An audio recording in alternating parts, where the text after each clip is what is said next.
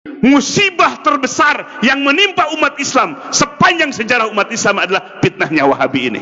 Maka sekarang Bapak Ibu sekalian, mereka ganti kulit, nggak mau disebut Wahabi, maunya disebut Salafi. Padahal paham yang mereka pelajari dan kitab-kitab inilah yang mereka pelajari semua. Jadi Bapak Ibu sekalian, ini sungguh memprihatinkan. Kenapa? Karena mereka menggunakan pemahaman seperti ini. Pemahaman yang merusak, yang membelah-belah kekuatan umat Islam, yang memecah belah kaum muslimin.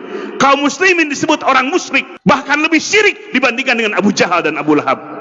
Sungguh kejam Bapak Ibu sekalian, paham ini. Bagaimana kalau anak-anak kita mesantren di tempat itu melahirkan orang-orang yang kasar, yang radikal seperti itu.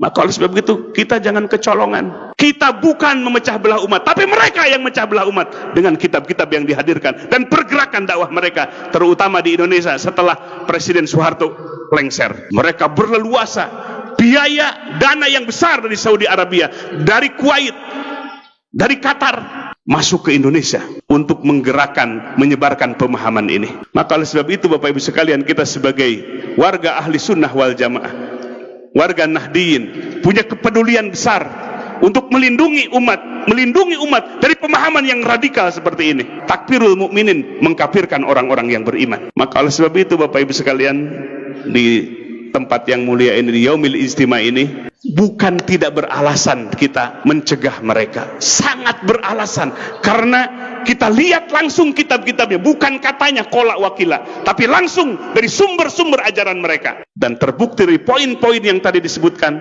ini semua adalah pemahaman yang sudut, yang keluar dari sawadul a'lam, yang keluar dari manhaj Ahlussunnah wal Jamaah. Kita dicabik-cabik persaudaraan kita. Maka oleh sebab itu, kita bukan karena kebencian. Ingat Bapak Ibu sekalian, bukan kebencian kepada mereka, tapi pemahaman mereka lah yang syad, yang keluar dari sawadul a'dham, dari mayoritas umat ini. Dan mereka yang memusyrikan kita lah, bahkan lebih musyrik daripada Abu Jahal dan Abu Lahab. Maka oleh sebab itu, mari kita lindungi masyarakat kita, wilayah kita, dari ajaran-ajaran seperti itu. Ya, kita tidak akan bisa melihat sepintas, tapi yang harus kita lihat adalah kitabnya, rujukannya, marojeknya, sehingga kita akan melihat gambarannya seperti apa.